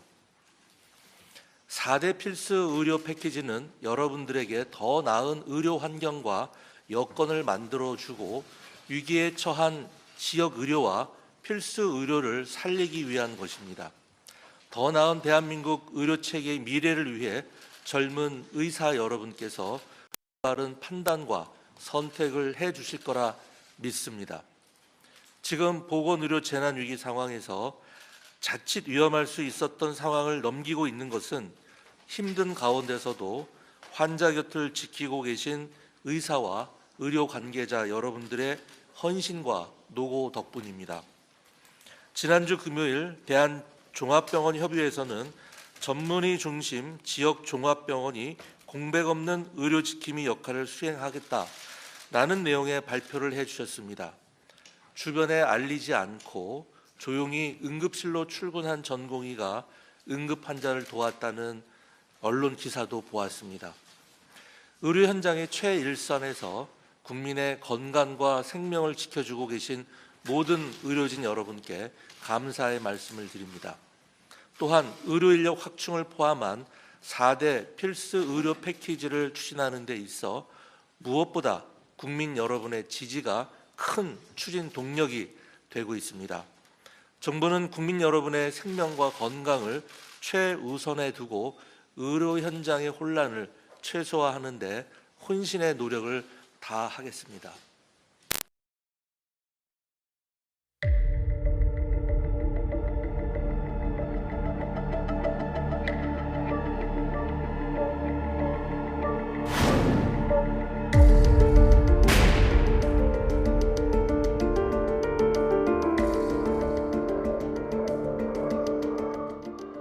간호사의 업무 그리고 이 그레이존의 업무도 해결되지 않은 상황에서 이 모든 업무를 수행하는 간호사의 업무 과중은 이루 말할 수가 없습니다.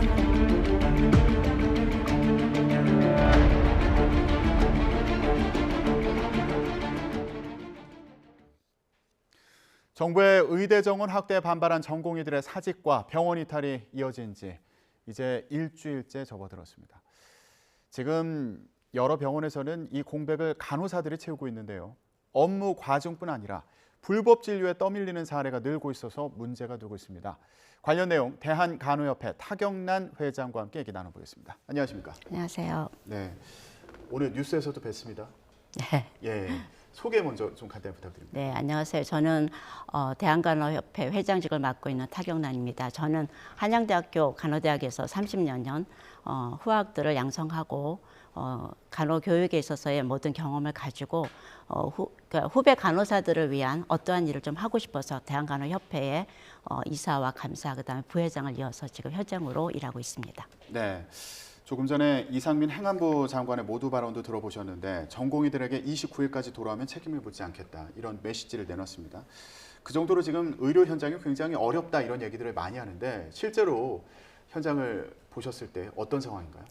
네, 저희가 이제 현장의 애로사항들을 직접 좀 확인하고자 저희가 서울에 있는 빅5 병원 중에 2곳을 직접 방문해 봤는데요.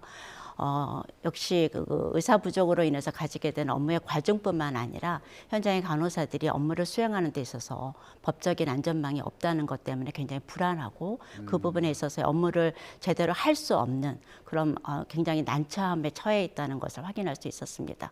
그 부분이 역시 의사의 어떤 빈 공백뿐만 아니라 그동안의 의사 부족으로 가졌던 많은 문제들이 수면으로 올라오고 있다는 상황들을 다시 한번 확인할 수 있는 계기가 되었습니다. 네.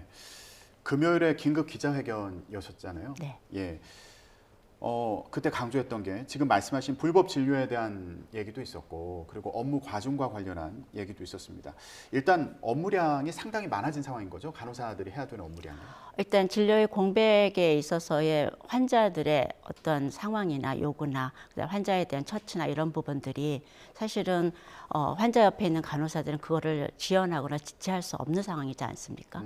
그렇기 때문에 모든 관련된 업무들을 일단은 환자의 편에 서서 그 부분을 해결해야 되기 때문에 기존에 했던 일보다 더 많은 양, 다시 말해 진료 공백에 해당하는 양들을 해야 되고 그 부분에 대해서 환자를 옹호해야 되기 때문에 업무가 많아진 것도 사실입니다. 네. 그리고 여기에 더해서 간호사들이 이전에 하지 않던 일들을 해야 되는 경우가 생겼다 이런 얘기를 많이 하고 있습니다. 근데 이게 불법에 해당하는 일이 되기 때문에 어려움을 겪고 있다 이런 얘기들도 많이 하고 있는데 예를 들면 어떤 사례들이 있을까요? 사실은 지난 의사의 어떤 부족 현상들은 사실 어려운 일이 아니기 때문에 저희 간호사들이 많은 부분에서 PA 간호사를 위시해서 일반 간호사들까지 간호 현장에서 그 의사의 업무들을 진료의 보조라는 애매모호한 업무 범위에서 부당 지시에 의한 일을 해온 건 사실입니다. 그래서 이 많은 부분들은 예를 들자면 의사들이 해야 되는 처방이라든가 그 다음에 시술의 많은 부분, 그 다음에 침습적인 어떤 행위들이 의사가 직접 해야 되는 업무임에도 불구하고 그동안에도 간호사들한테 위임됐던 일들이 굉장히 많습니다.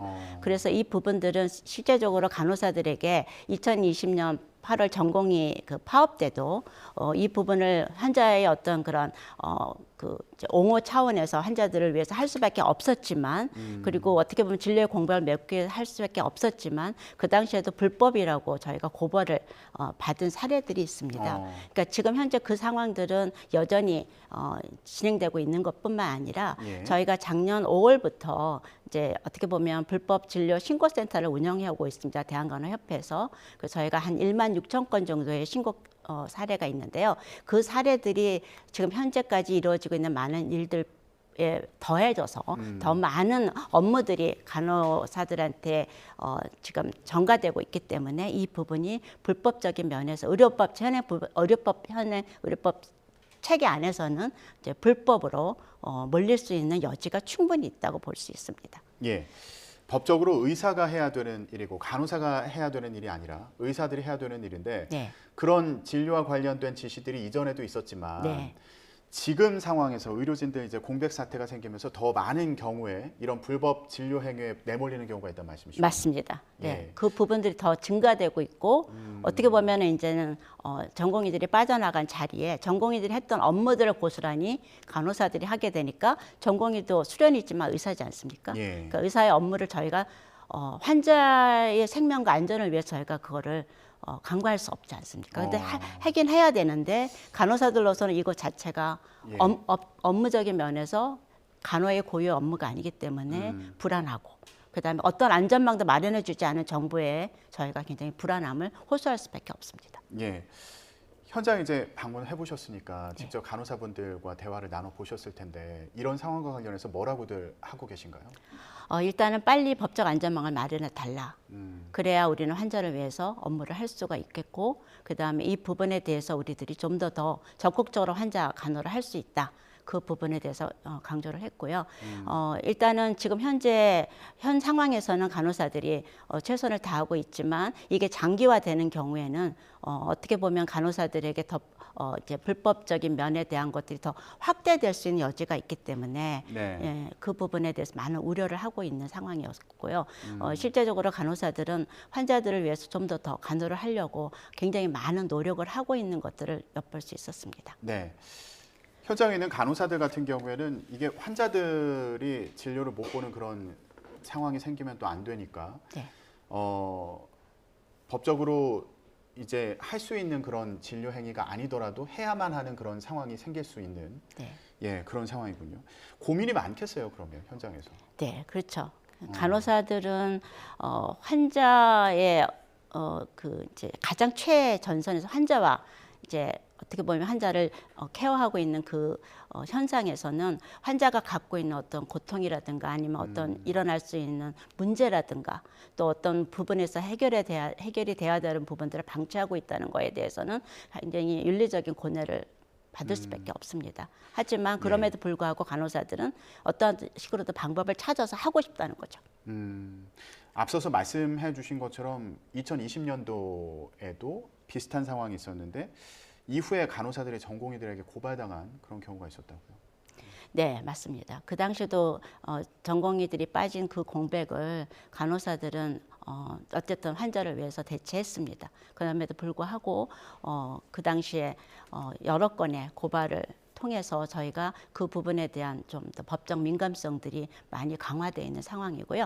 그다음에 작년에 저희가 간호법 재입건 요구에 좌절돼서 저희가 준법투쟁이라는 불법 진료 신고센터를 운영하면서 예. 많은 현장에 있는 간호사들이 그런 법적인 안전 한 업무 범위에 대한 인식과 그다음에 그것에 대한 그 이제 어떻게 보면은 민감성들이 굉장히 많이 자리 잡은 상황입니다. 지금 그래서 2020년 그때와는 현재 간호사들이 업무 범위에 대한 인식이 상당히 다르다라는 것을 저희가 이번에 이해할 수 있었습니다. 예.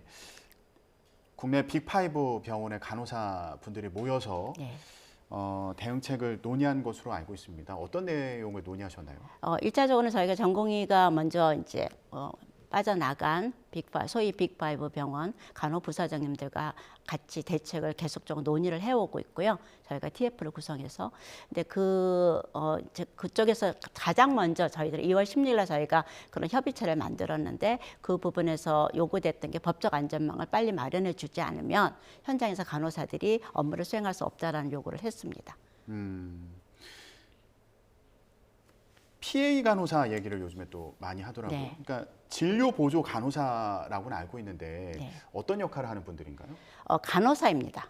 간호사인데 의사가 부족하고 전공의가 부족하니까 의사의 업무들을 일부 지원하는 간호사들을 PA 간호사라고 합니다. 법적으로는 존재하지 않는 직군이고요. 저희들은 이제 간호사이기 때문에 어떻게 보면 진료 보조를 할 수 있는 간호사이긴 한데 예. 실제로 PA라고 하는 업무는 우리 의료법 체계 안에도 없고요. 우리나라의 어떤 교육 체계에도 없는 직군입니다. 그러니까 저희는 간호사로서 진료 지원에 조금 더 훈련되고 그 부분에서의 어떤 특화된 역량을 가지고 있는 간호사들을 저희가 PA 간호사로 저희가 이해는 하지만 법적으로는 어떤 부분에서도 인정받고 있지 않는 간호사들입니다. 이와 관련한 논의도 하고 계신가요? 그 논의는 저희들이 조금 더 적극적으로 하고 있지만 실제 지금 현재의 문제는 저희가 신고센터에서 받았던 많은 부분에 있어서의 지금 현재의 업무 범위의 이런 명시화라든가 법적 안전망에 대한 얘기는 사실 피해 간호사뿐만이 아닙니다. 모든 간호사들이 이 부분에 대해서 동일한 그런 요구를 하고 있기 때문에 저희는 간호사의 업무 범위라는 그리고 PA 간호사를 포함한 이 간호사의 업무 범위에 대한 법적 안전망을 주장할 수밖에 없습니다. 네, PA 간호사의 법적 근거 마련과 그리고 간호사의 업무 범위를 명확하게 규정해달라. 네. 이런 말씀이셨고요. 그러니까 PA 간호사가 간호사의 업무 범위에서도 일정 부분 역량과 그다음에 교육에 따라서 그 부분은 이제 조금 더 확대될 수는 있겠지만 간호사의 업무 범위 안에는 PA 간호사의 업무 범위도 들어간다고 봅니다. 네.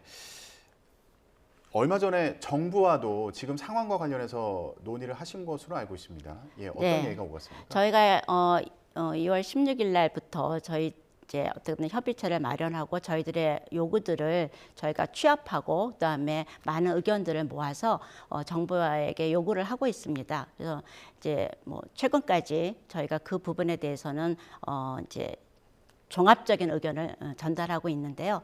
일단은 지금 법적 안전망을 위한 가장 긴급한 그런 행정명령이라도 저희가 필요하다라는 요구를 하고 있고요. 예. 그것에 대한 항구적인 차원에서의 의료법 개정이라든지 그다음에 간호법이라든지 이런 부분에서 법적으로 간호사들이 인정받고 보호받을 수 있는 그런 업무 범위에 대한 명확화를 보장해 달라는 것을 저희가 단계별로 요구하고 있습니다. 네. 법적 안전망을 위한 긴급 행정명령이라는 건 어떤 내용이 포함되어야 한다고 보시는 거예요? 지금 현재로서는 뭐 저희가 어떤 보건의료 재난의 심각 상태이지 않습니까? 그렇기 때문에 일단은 저희가 각 의료기관장이 어떠한 면에서의 그런 해당 간호사들의 역량과 그다음에 어떤 그 이제 부서장들하고의 어떤 그 이제 협의를 통해서 그 병원 안에 있는 간호사들이 법적으로 안전하게 일할 수 있는 업무 범위를 이제 위임할 수 없는 범위를 정하고 그 안에서 자율적으로 책임을 갖고 간호사들에게 업무를 지시할 수 있도록 저희가 그 내용을 포함하고 있습니다. 예. 현장에서 예를 들면 어떤 업무들이 있을까요? 이 부분은 조금 더 어떤 부분에서 어려운 예를 들어서 지금 긴급한 상황에서 환자한테 이제 처방이 필요한 경우에 의사의 처방이 그동안에 나름대로 간호사들에게 뭐 전문적이고 자율적인 판단에 있어서 기존에 나왔던 뭐 처방들을 뭐 다시 말하면 후 처방을 전제해서 처방을 한다니까 저희가 이걸 일단 코사인이라고 하는데요.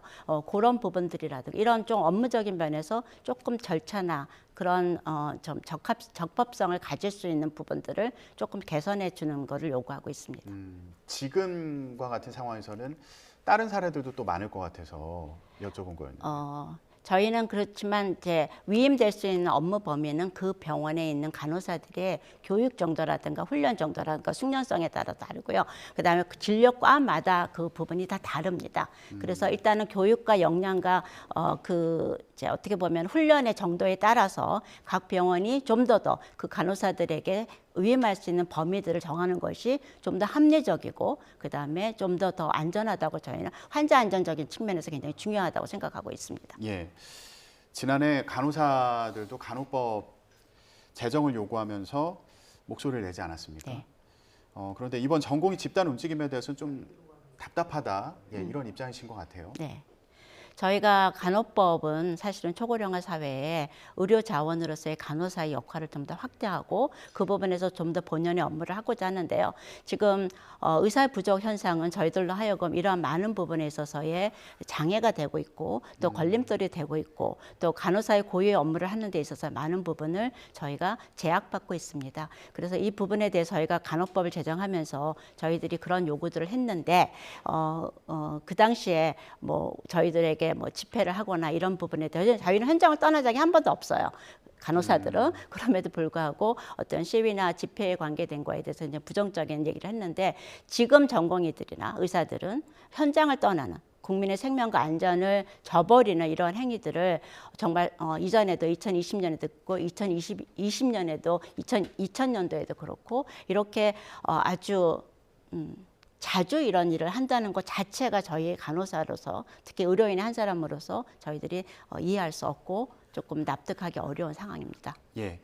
자, 마지막으로 현장에 있는 간호사들 대표해서 한 말씀 부탁드리겠습니다. 지금 저희 간호사들은 국민의 생명과 안전을 위한 또한 환자의 안전과 생명의 그 옹호를 위해서 저희는 최선을 다할 것입니다. 그것은 의료인으로서 가장 큰 책무이기도 하고 또 저희가 간호사로서의 가장 큰 책무라고도 생각을 합니다. 하지만 이러한 의사 증원에 관련된 문제들은 대한민국의 의료 개혁의 저는 시발점이라고 생각을 하고요. 이런 출발이 어떠한 밀실이나 또는 어떤 다른 소위 말하면 협의에 의해서 타협에 의해서 이것이 중단되거나 아니면은 변질되는 것들을 저희는 좌시하지 않을 거라는 면에서 국민의 생명과 안전을 위해서 저희는 현장을 지키겠다는 말씀을 드릴 수 있을 것 같고요.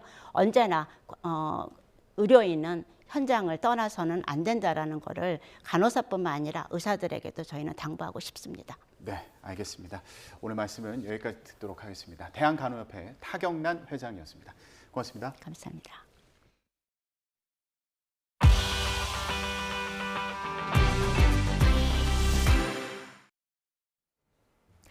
북한 김정은 국무위원장에게 장남이 있지만 왜소한 체격이라는 주장이 나왔습니다.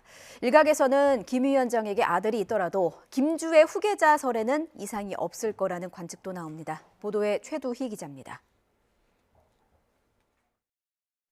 재작년 11월 대륙간 탄도미사일 ICBM 화성 17형 시험 발사 현장을 시작으로 공개석상에 딸 주애를 지속적으로 데리고 다닌 김정은 국무위원장. 지난 8일 북한의 건군절 76주년을 맞아 국방성을 방문한 자리에서도 마찬가지였습니다. 조선민주주의인민공화국 국방성을 축하 방문하셨습니다. 존경하는 자제분께서 동행하셨습니다. 북한 매체에 공개된 보도 행태만 놓고 보면 딸 주애의 후계자설에 점점 무게가 실리는 가운데 영국 매체 데일리 메일은 전직 국정원 요원을 인용해 김 위원장에게 아들이 있다고 보도했습니다. 다만 왜소한 체격이어서 대중 앞에 드러내진 않고 있다며 증조부인 김일성과도 전혀 닮지 않았다고 알려졌다고 덧붙였습니다. 매력적이지 않은 외모가 김 위원장이 장남을 대중 앞에 공개하지 않는 이유라는 겁니다. 이와 관련해 우리 정보당국도 지난해 3월 김정은의 첫째 자녀를 아들로 파악하고 있다고 밝힌 바 있습니다. 김정은의 첫째가 아들이라는 점에 대해서는 외국 정보기관을 포함해서 구체적인 물증은 없지만 첩보상 아들이 확실하다라는 것을 외국 정보기관과 그 정보 공유 등을 통해서 확신하고 있다는 입장을 보여줬고요. 다만 조태용 국정원장은 최근 주애 외에 성별 미상 자녀가 있는 것으로 파악하고 있다고만 말하며 성별에 대해선 직접 언급하지 않았습니다. 북한에서 김정은의 자녀 정보는 극비로 취급되고 있는 만큼 사실 여부는 좀 더 지켜봐야겠지만 아들이 있다고 하더라도 주의 후계자설엔 별다른 영향이 없을 거란 관측도 나옵니다. 김주애가 이미 공개 행사에서 사실상 서열 2위에 해당하는 그런 위상을 부여받고 있기 때문에 김정은에게 아들이 있다 하더라도 중간에 후계자가 교체될 가능성은 희박하다고 봅니다. 김영호 통일부 장관은 KBS 일요진단 라이브에 출연해 주애에 대한 의전 수준이 점차 높아지고 있어 후계자 가능성을 배제할 수 없다며 주애와 달리 김 위원장의 동생인 김여정 노동당 부부장의 역할은 상당히 축소되고 있다고 평가했습니다. YTN 최두입니다. 볼로디미르 젤렌스키 우크라이나 대통령이 전쟁 2년 동안 우크라이나군의 전사자 수가 3만 1,000명이라고 공개했습니다. 기정훈 기자입니다. 볼로디미르 젤렌스키 우크라이나 대통령은 현지 시각 25일 수도 키이우에서 기자회견을 열고 전쟁 2년 동안의 전사자 수를 공식 확인했습니다. 31,000 українців загинуло, військових загинуло в цій війні. 젤렌스키 대통령은 러시아가 말하는 30만 명이나 15만 명은 사실이 아니라고 강조했습니다. 우크라이나 정부 인사가 자국군 사망자를 공식적으로 밝힌 건 이번이 처음입니다. 우크라이나와 러시아는 모두 적국이 사망자 숫자를 선전에 이용하지 못하도록 병력 손실 규모를 기밀로 다뤄왔습니다. 젤렌스키 대통령이 직접 밝힌 전사자 3만 1,000명은 러시아 주장은 물론 서방 언론들의 추정 수치보다도 많이 적습니다. 세르게이 쇼이구 러시아 국방장관은 우크라이나의 병력 손실은 지난해에만 21만 5천 명이라고 주장했습니다. 영국의 시사주간지 이코노미스트는 지난해 11월 우크라이나 군인이 최소 7만 명 사망하고 12만 명이 다친 것으로 추정했고 미국 뉴욕타임스는 지난해 8월 우크라이나와 러시아군의 사상자가 각각 20만 명과 30만 명이라고 보도했습니다. 젤렌스키 대통령은 3만 1,000명 전사가 적은 수가 아니라면서 적군이 이런 정보를 활용할 것을 우려했습니다. Українців 31 тисяча.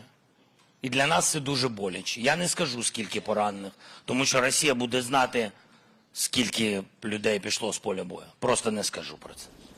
젤렌스키 대통령은 지난해 6월 시작한 대반격이 저조한 성과를 낸 것도 작전이 러시아에 사전 유출됐기 때문이라고 주장했습니다.